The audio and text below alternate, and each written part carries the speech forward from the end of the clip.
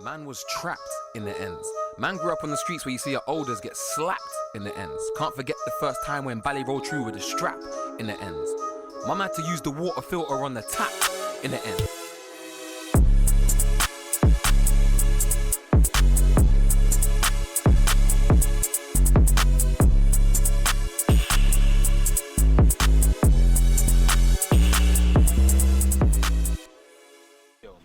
It's your boy Rambo. We're here right now watching a brand new In the End stock. The purpose of this documentary is to highlight and discover the amount of businesses, ventures and talents that we have hidden in our areas. We really wanted to shed light on individuals living in the community that the media may portray as negative or try to write off. We want to tell you that there's a young girl or young boy living in this area that has a dream or idea that can change your life. So sit down, enjoy the documentary, and let's go.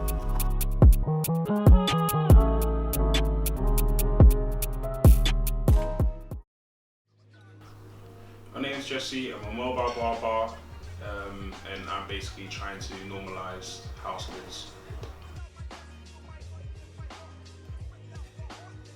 How long have you been cutting hair for? I started in December. Okay. And what inspired you to start, or did it just come like naturally? You know what, I've always been so critical about my trims. Yeah. You know, I clocked like, you see, in the UK, it's like, people just care about their shape-ups. Yeah. I'll look at the trim, I'll pre the face, but it'll be a good trim, but the way I've been critical about it from day, it's like, you know what, I need to actually, I care about detail when I'm trimming and, you know what I mean, when I get a trim. You know, on the ones, you get a bad trim, but you're not really trying to tell the barber now, like, you just accept it, like, you go home pissed, like, oh. But now, I rate that, man. That's what maybe got me going. And then honestly, I got great friends, man. When I started, they were all letting me trim their heads. Yeah. You know what I mean? And say most of my developments from my friends. You need that little jump, man, that trust. Yeah, 100% is like, it wasn't a surprise to them when I started. Speaking of trust, I ain't cut my hair in like 4 months. Since February, it's now June. I ain't let the next barber cut my hair in years. And I'm letting this guy cut my hair because I rate his thing. So I just wanted to put that there, innit? Support back businesses. That was right. What's going on right now, COVID and everything, everything's changed and that. Yeah. Is that what led you to be like mobile, or was you always going to like do this mobile thing? The mobile thing, I think it came about because when I looked at barbering from perspective of being in the shop, I just saw it as, for me, for my development anyway, I saw it as when you're in the shop, you're looking, the barbers are always looking at the next person like, and to get through this person in the chair quick. Yeah. I never wanted it to be like that. From the first trim you done, or the first day you wanted to start barbering till now, like, how did you get here? What obstacles did you have to face? What did you have to do to get to this level you're at right now? To be honest, it was just a thing of me being hard on myself. Like, I'm quite harsh on myself. Like, when I look at my trim from like 2 months ago, or even last week, when I would look at them, I think I've learned more. I can do better. So I'll say just the fact of being not getting complacent. So after a good trim, I always want more. Always want it to be better and better and better and learn more. I feel like that's where in this industry people, like, they get good, but it's like you can get better and better and better and better and better. Look at the standard in America compared to the UK. You know what I mean? I feel like people get complacent with the standard of trimming that, and then it's like, oh, the guy's gonna come back anyway. Kind of thing, that kind of mindset. In terms of like the process, what would you say your favourite part is? Do you like, meeting the customers? Do you like cutting? Do you like the finished product? Like, what's your favourite part of like this whole process?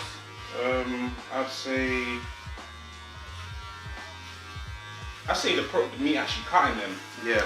I mean, talking to them, because we meet different people every day. You know what I mean? Like, everyone's different, and in that sense, it's like I come across different people. They give me advice. I'm always getting gems from people, when I'm trimming. Like, always tell me this, or try this and try that, and do this, and like, as in the way I'm marketing and all of that, in that kind of sense. So I think it's just that, and I think it's just for meeting people and seeing how different people are. Everyone's actually different. Like. What pride do you take on like customer feedback, customer reviews? Like, how much pride do you take in that? So much, it matters to me so much, man. Customers king, you know what I mean? Yeah. Like, whatever they say goes, man. I know. Even trimming people I know from this, like I don't like, how can I say, depreciate my customer service. Yeah. Because I know you. Like, when I'm working, it's like I know you, I don't know you. I'm gonna treat everyone kind of the same. You know what I mean? Yeah. Where do you see your brand going in the next 5 years, or where do you hope it to be? To be honest, right now I'm just focusing on my development. But see, the end goal is to end up having a shop or my own shop or whatnot. Yeah. The mobile thing, I'm still gonna do it. But I feel like I got a little. My strategy for the mobile thing is build a rapport with a lot of people across London, so that when I do have a shop, it's not a slow start kind of thing, you know. People will travel. Yeah, exactly. No matter People where they definitely are. travel. I asked a lot of people where they go trim, and they're telling me where they trim. Yeah. Wow. So you actually do Mac like that. Yeah. Let's go get a haircut. So yeah, literally, I feel like that's what I'm doing. I'm a little Mac right now, so that in a few years' time, when I do have my shop, it's established already before it's even open. Yeah. You know what I mean? So speaking on that, social media, like, where does this come into play? How I brand my stuff. Just like, yeah, your whole haircut brand, like, how do you use social media as a tool? How does it help you? It's obviously, it's all good saying you're a barber, but if you've got nothing to show for, then it doesn't really make sense. You actually have to have a good portfolio. So like, you see I do little edits here and there, before and after, show the process here and there. Yeah. Just bring more personality into it as well, make it look fun. So I feel like hey, big bro, build a rapport. So like people go onto your social media page, see what you've done, and then yeah, they decide if they want to trim you or not. Yeah. Do you enjoy cutting it? Yeah, I love it, definitely. It's not like do you see it as a job? Yeah, I see it as a career. Yeah. I mean, that's probably why I come like this. Yeah. See it as a job, so I feel Like when you're cutting, you're not like, you enjoy this thing. I enjoy it. I feel like that's really important, isn't it? To enjoy what you enjoy what you do, 100%. This is a question that's kind of obviously, it's not a figures thing, but it's like, did you have to like invest a lot, or can you like, can someone with not a lot of money, can they start barbering type thing? Yeah, 100%. Just there's different standards of trimmers and all that kind of stuff. So literally, I think my first investment into that was about £200. Okay. You know what I mean? But it just, I feel like with me, I just started investing more the more I got. Yeah, I just got along. Just, as I go along kind of thing. Just as my standard gets better, I feel like I need more things in that. Yeah, that's what. Okay, so you can definitely start, but it just having that motivation to say, yeah, I'm gonna buy it, and just taking that risk and actually believing in yourself is the first step. Yeah. You're dropping a lot of gems for me today, and I just want to say, like, what pointers would you give, like, to an upcoming barber or a guy that just wanted to, or girl that just wanted to start cutting hair? Like, what advice would you give them? I'd say, just don't limit yourself. I feel like I've never actually got on-hand teaching from anyone. Yeah. You know what I mean? No one's actually sat there and say, do this, and do this. I just literally believe in myself. Barbering is about confidence. So literally, you just got to be disciplined and follow the process. Wow, man. Seems like you got your stuff like all sorted out, man. I feel like big things coming for you, especially Thank you, man. You're like basically a perfectionist.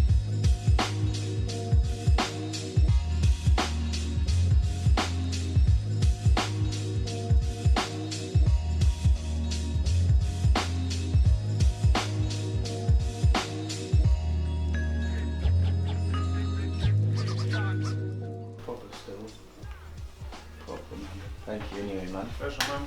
Thank you. Pleasure, man. Seeing that, lady fam. I had a trimming so long. I just want to say a big thanks to Jesse, firstly for supporting in the end and for giving me this sick trim, man. Thank you very much, bro. My pleasure, man.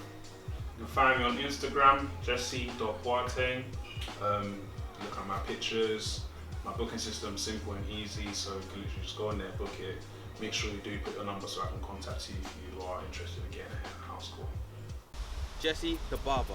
Now that was a lit conversation. He taught me through the ins and outs of how he started being a barber, the process of being a barber, and where he wants to take his barbering in the future. I feel like the conversation, the trim was amazing, and it was just a must-watch thing. So I just want to say thank you very much, Jesse, and keep going, keep doing what you're doing. And thank you for supporting in the end.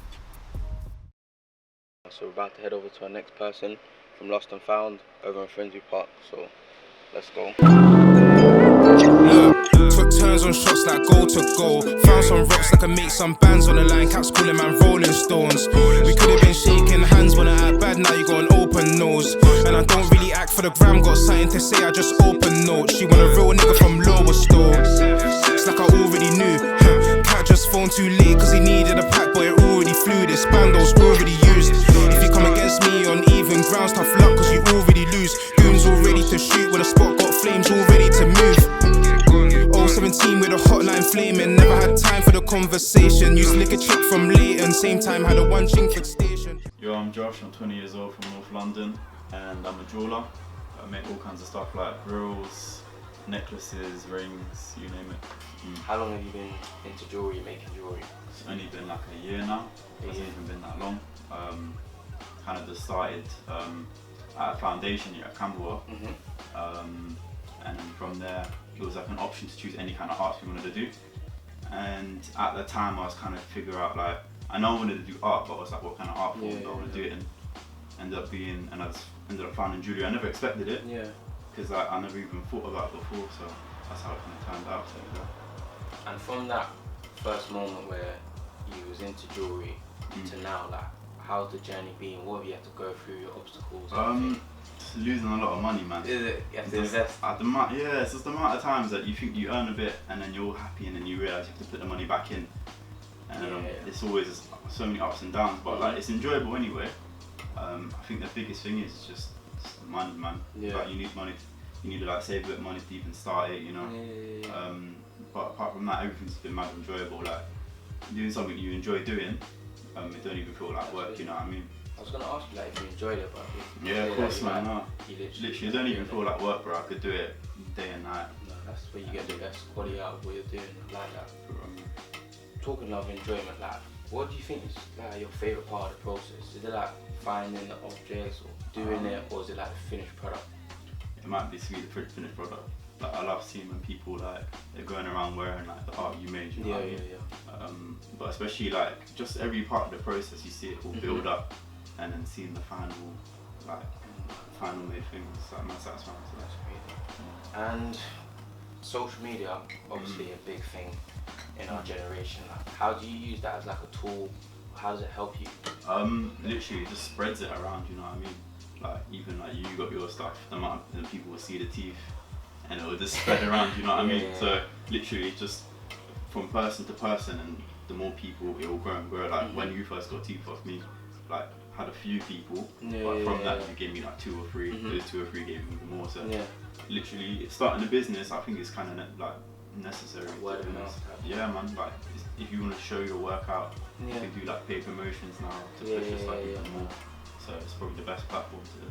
So kind of leads to my next question. Like, you kind of touched on it, but what pride do you take from that customer feedback? Like, is that an important thing for you? Yeah, I think that's the most important, especially like for your image as well. If you're trying to grow and then you've already got like negative kind of like feedback from people, like you know, not a lot of people buy from you, so you just got to focus on every little customer. No, definitely. Even when I first messaged you, I didn't know you at all. I thought that you was proper approachable, especially when we met. We done our thing. I think it went proper smooth, so that's good.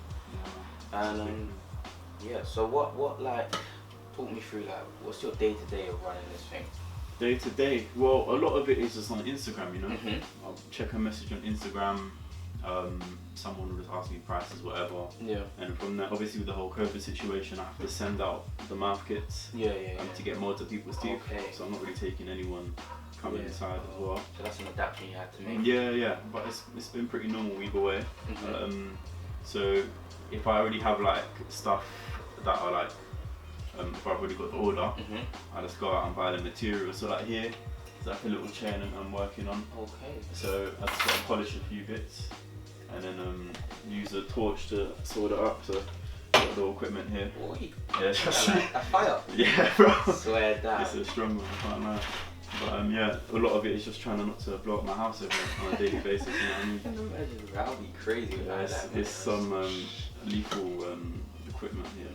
It's dangerous as well. Yeah. Like, just watch your fingers. The amount of people I know like drilling holes in their fingers, cutting their fingers open, losing fingers as well. So yeah, so it's pretty stuff, but it's not pretty business. It's funny you say that because I was gonna ask, like, obviously your thing is really unique, but on a like basic level, if someone wanted to get into like this industry, what kind of advice or pointers would you give them? I feel like don't be dependent on other people. A lot of the time people won't really tell you how to do things. You have to count yourself to figure things out. But at the same time, just take a trip to Hatton Garden, go into every single door, ask someone if they need an apprentice, ask someone if they need any kind of help, you know what I mean? Because if you're going to work for someone else, you're going to have to do the boring stuff first before you do anything interesting. So just have my patience, and if you really want to do it, just research a lot, because everything's online for you. If you wanna learn how to do things, like how I did it, I just looked on YouTube, and at first everything's really unclear, but it's like a big puzzle. Like you figure out how to do one little thing, and then that leads to finding out how to do all the other things. So just start off small, I guess. So self-taught. Yeah, man. Literally. So where do you like hope to see your brand going? Like say 5 years or so? I want to like definitely sell in like some big stores like Selfridges, Browns. Yeah, just right now, I think that's a big thing. Just trying to figure out where I want to see the brand. Yeah. I definitely want to have it in like big stores. Like I love my own store. Ambitious for 5 years. I don't think so, man. I don't really think anyone does what you do like to this level that I've seen personally. I think that's proper good. Yeah, it's got to keep fighting. And right now, you like independent or you working with a team? Yeah, so like right now, like mostly what I'm doing is just taking custom orders. That way I can just get a bit of money to make stuff what I want to do for collection coming soon. And with that collection, I work with a friend who I met at Camberwell, who also did jewellery as well. So we kind of literally the same kind of journey. Right now he's at uni though. So I'm just at home just trying to make money from this, and while he's like kind of learning from uni. So we both have like both different like, kind of insights into speciality to make stuff like this basically. So if I was like a customer coming to you, and like a lot of times when you're running a business, like sometimes it's hard to get what the customer wants out of their head, like they don't know how to. How's that been a struggle for you? Like how do you deal with that? Yeah, like a lot of the time people like kind of trust me. They're like, oh, you know what, like I kind of want this. Just I trust you to make it how I want. And normally it's quite fine, but you know sometimes it's as long as they have like something clear, like you can't just come to me and be like, oh, I want a chain.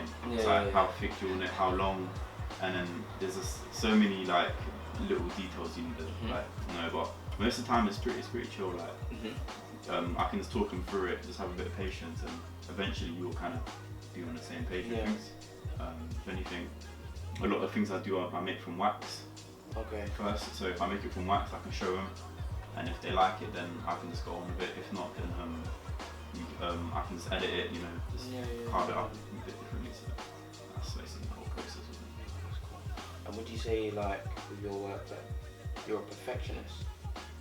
Yeah, I'd say so. A lot, but I do like, you know, kind of like rough jewellery. The fact that you can see it's handmade is probably one of the most important things, you know what I mean? So, yeah, I definitely try to do it as perfect as possible. It's quite hard by hand, but, you know, I find that the more you do it, the better things work out, you know what I mean? Like, especially with the whole grills thing as well. The amount of issues I came up with, but over time, you just find the little things that like, change up, and you have no issues after, you know what I mean? How to keep motivated? How to keep motivated? I don't know, like literally just doing this, it's like keeps me going. Like there hasn't been a time where I'm just like, it's like, I mean the bench is right in front of my face, you know what I mean?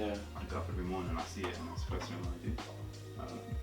I think it's just like I just enjoy it so much. Enjoy it, yeah. Like, I don't even have like a main reason why I'm motivated. I just do it all the time. Yeah, for real. So, and it's a nice feeling when you know that's what you want to do. You know, like especially being at our age, like just trying to figure out what you want to do is probably one of the hardest things. And the fact that I got it so early. Like some people get even earlier, but some people get when they're like 30. So I'm just fortunate. Like I found it now. So talk me through this piece here. Yeah, so I remember at the time I just wanted to make a chain, and it kind of just came out of nowhere. I bought this random stone, and I was like, oh, drew up something proper quick, and then this ended up being one of my favorite necklaces as well. So just the really random kind of pieces, and I think this is like the main attraction of the whole piece as well. And it's like, especially since like you don't really see a lot of chains as well. You kind of just see them. I mean, you have like chains like the elite chain. You got cool different links. I was kind of inspired by that, but I was like, how can I elevate it even further? You know? So like, I have like a pearl necklace version as well. So this is like a more kind of updated version. So you see like kind of like the kind of progression from here. A bit more detail, and like this is when I start working with more stones. The hands have got rings on it. Yeah, you know what I mean? Wavy. Yeah, so like it's got like little rings all there. Just working with like new materials like pearls. I've got a few rings lying around. Is that the Hennessy one? Yeah, this is like the Hennessy ring. So I've heard you actually sell Hennessy in the thing. Yeah, so this is the cork fell off and the Hennessy came out, but yeah, it came with a little Hennessy. And if you buy one of these rings, you get a little bottle of Hennessy with it as well. So. Any boys. This is like the updated version again. Yeah. But the problem is I took out the bottle. Yeah. But the bottle went here with Hennessy. Even that itself is cool. And like more details, like it's got a little ring, like a little watch, and like stones here in the middle. That's crazy. And I've just got some like standard stuff, like so it's like a full gold set. Yeah. Girls here that someone's ordered. So definitely like learning little skills from grills is so intricate. Is that the moulding? Yeah, so it's like the mould and then working from wax and carbonate. So literally just learn from everything you do. Especially with grills, it's so intricate, so it helps you with like little things like this, carbon bases and stuff. Like new ring here, like working on a collection now. Okay. Trying to release it like probably end of the year. Just taking our time with it and just trying to get everything perfect, you know. Like is that part of the collection? All this stuff is just stuff I've made before, but this is probably, you can kind of see like more maturity. A lot more kind of going towards fine jewellery as well. And just a few just random like wax ups, a few things like that, just using like kind of uncut stones, breaking them up and just throwing them in. Like this stuff is only like brass. I'd love to work with gold and stuff, but it's too pricey. So I'm just for now it's a silver and it's like maybe a tiny bit of gold, but like it's just a very like expensive to work with. I think like silver or even like brass, like it doesn't stay shiny for long, but you know what I mean, it's still got the gold kind of look to it. So I mix it silver and brass, maybe something like that. Literally, this stuff, like to me, it's just never seen it before. Like where I come from, like no one where we come from, no one's really doing this. Like, and this is amazing to me. Like this is proper, man. Yeah, I think especially with the grills thing, I found that like, you know, it's the standard you get your normal teeth for. It's the amount of things you can do with just mouth jewellery, you know what I mean? It's been too like limited. And the amount, like with jewellery, like the kind of possibilities are endless. So if you you could do so much more than just like a standard plain teeth. So it's just always trying to just break boundaries and the whole jewellery scene. Obviously, we kind of touched on this off camera, but I just wanted to ask you, what basically is your unique selling point? I don't even know what it would be particularly like. I think it's a lot to do with like the intricate stuff. I mean, like you name it, you can think it out. I can probably do it. Well, hopefully. And then so I think it's just I don't really know what it is, to be fair, but I think just kind of push some kind of boundaries. Just do like not trying to be different, just doing it, and then it coming out how it Maybe how it it's like does. it's just you, I guess. Like, Yeah, I think that's the fact probably it's being crafted by you. Like, yeah. Like everyone always has that kind of image in their head of Yeah. like, stuff they want to do, and I guess that's just my way of thinking. I think it's just to do, maybe to do as well. Like I've had like a just doing art all my life. Yeah. And just painting and drawing and stuff, and then to like put that in a different kind of art form. Yeah. Is why it kind of maybe it's like kind of stuff. Yeah. I'm here with Joshua right now. I just want to say thank you very much for showing me all your jewellery, supporting in the ends, and just showing through your process, man. So good, man. Thank you, man. Joshua the jeweler. Now that conversation was amazing. As you can see, we talked through the technicalities of becoming a jeweler, what he had to do, where he started, what inspired him, where he plans to see himself, and just what keeps him going. And I think that conversation was really what I was looking for, because I got to know him and his brand. And I just want to say, keep a lookout for him, because what he's got planned is going to be amazing. 20 on 30, no babe, I'm teasing ya. Walk with a heart till I get to squeezing ya. Stroking your body, baby, I'm feeling ya. That's how I deal with ya, so I play with ya. I'm never leaving, no girl, I stay with ya. Stormy outside, get to lay with ya. Oh no grind, I'm just getting paid with ya. We was made for us all. This ain't what I want, this is what I need. Should've watched movies on while I'm lipsing you platonically. No, I'm just playing, so wanted you to notice me. So come and sit back on while I roll these trees. See you in clothes, what's in them jeans, we can go road when our teens are. Them other girls are bullshit. Them girls can hold a full clip. Cause baby girl, I'm needing ya. 20 on 30, no babe, I'm teasing ya. Walk with a hustle, I get to squeezing ya. Stroking your body, baby, I'm feeling ya. That's how I deal with ya, so I play with ya.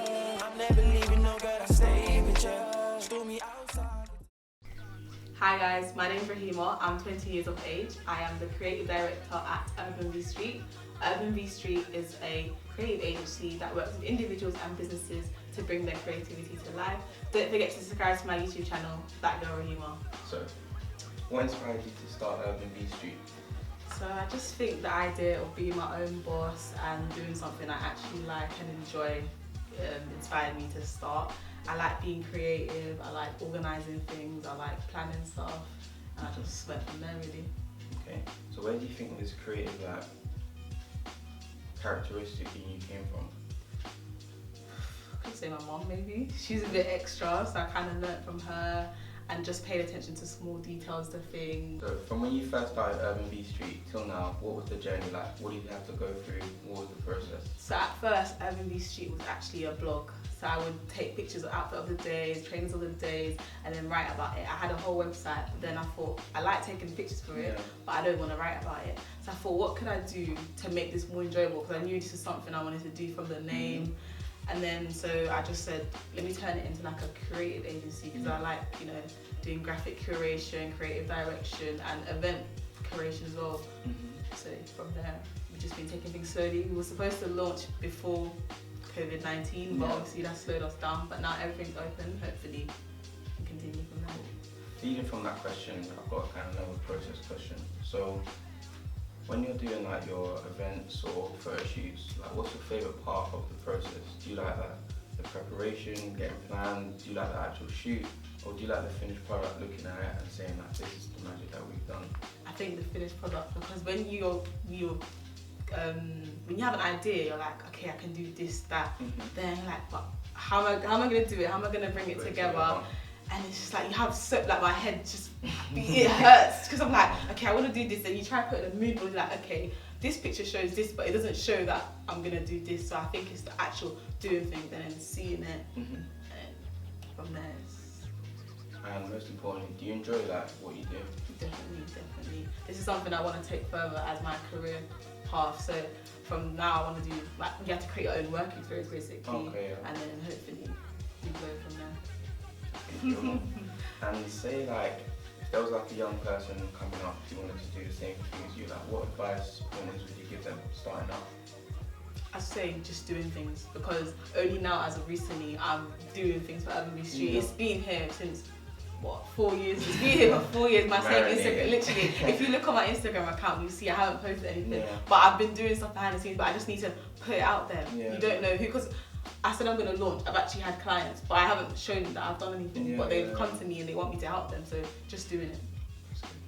So, Oh yeah. So on here it just gives you a brief description of what we do and who we are. So we are a creative agency that likes to work with individuals or businesses and help them bring their creative ideas to life. That could be for anything. It could be your birthday. You're like, I want to do a photo shoot for my birthday. I don't know what to do. It could be a business launch, a product launch, a campaign maybe. And also this just shows some of the things we were supposed to do before Corona and the mood boards of some photo shoots. So that was called Proudly African. This is a client called Vixen Label that's still happening, so stay tuned for that. Another client, Adela Beauty. Also we have some members, the team, who we are and our job descriptions, as you can see. So if I've got like a photo shoot / event and I wanted to come to Urban B Street, what's the process? Do I just send you something? So we would have like a consultation. You'd be like, I have an event for this date. You're like, okay, so what do you want to do? You can say, I want a jungle theme, I want a circus theme. But you don't know who to contact, what to do, how to go about maybe the invite process, the posters, the banners. So we would kind of do that for you. You don't have, just give us your idea, we'll do it for you. That sounds good. Yeah, it takes. From that question, why should someone use Urban B Street? Because you may not know how to do something and we can do it for you. We make your life easier, the process easier for you. You don't have to worry about planning this or figuring out what venue you're going to go to or who's going to make your cake or stuff like that. It's just stressful life. Just present your idea and we'll do it for you. That makes a lot of sense. So in terms of like your team, how do you like delegate roles and just make sure that you can trust the people doing these jobs? Because I know starting a business, like, you want to hold on to like everything yourself. So how do you trust that person to like? Okay, so what you're saying about holding on to yourself, with Urban B Street especially, it's taught me you can't do everything yourself. It's actually okay to ask for help or get other people to do it for you because you're actually one person.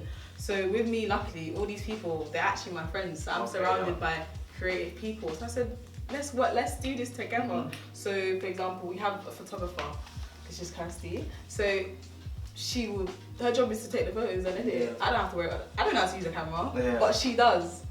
And then we have Ella, who is the visual designer. I might have an idea because I'm obviously the creative director, but I don't know how to make it maybe, or I might not. She might know how to do it. Just go to her. And then we have Yvette, who is like the PR executive. She like makes my life very much easy. So for example, if I wanted to get models, she'll contact them for me. I don't have to contact them. And she has successfully, for this client, got like 3 models. Everything's smooth. And then you have Stanley, he just like did everything digital alongside me. So like any logos, banners, videos you see edited, it's either me or him.